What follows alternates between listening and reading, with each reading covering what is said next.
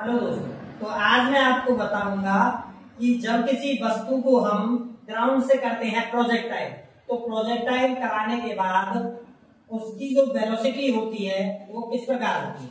तो देखो दोस्तों, ये है एक वस्तु, ये अपने ग्राउंड पे रखी हुई है और ग्राउंड पे इसको मैंने सपोज दैट यू एंगल के साथ कर दिया प्रोजेक्ट, और प्रोजेक्ट किया किसी थीटा एंगल पे।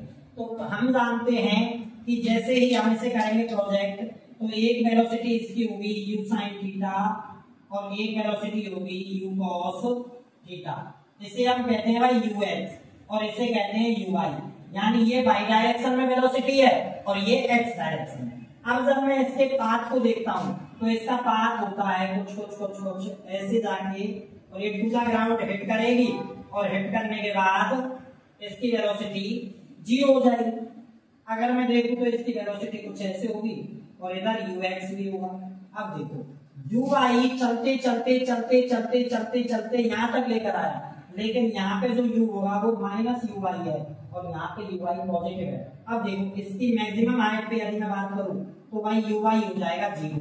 क्यों? क्योंकि uy के अपोजिट डायरेक्शन में बेटा हर बार लगता है एक एक्सीलरेशन, जिसे हम कहते हैं रिटार्डेशन, और वो रिटार्डेशन होता है ग्रेविटेशनल कांस्टेंट के बराबर, जिसे हम बोलते हैं ay जो है वो है माइनस टाइम्स ऑफ जी।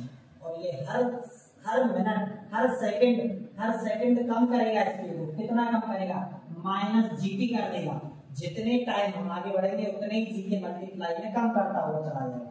तो एक टाइम ऐसा आएगा जब at the highest point, peak point और एच मैक्सिमम हाइट पे इसकी वेलोसिटी हो जाएगी 0, और मैक्सिमम हाइट पे वेलोसिटी 0। लेकिन थोड़ी देर बाद यदि हम देखते हैं तो नीचे की तरफ uy हो जाएगा जो माइनस uy होगा, और ये आएगा भाई माइनस टाइम्स ऑफ जी की वजह से, क्योंकि एक्सीलरेशन का वर्ग है, एक्सीलरेशन का कार्य है कि वो किसी भी वस्तु की मोशन को अपनी तरफ घुमाना चाहता है। तो इस तरह इसकी मोशन भाई यहाँ पे नीचे की तरफ होगी, लेकिन यहाँ पे ऊपर की तरफ होगी।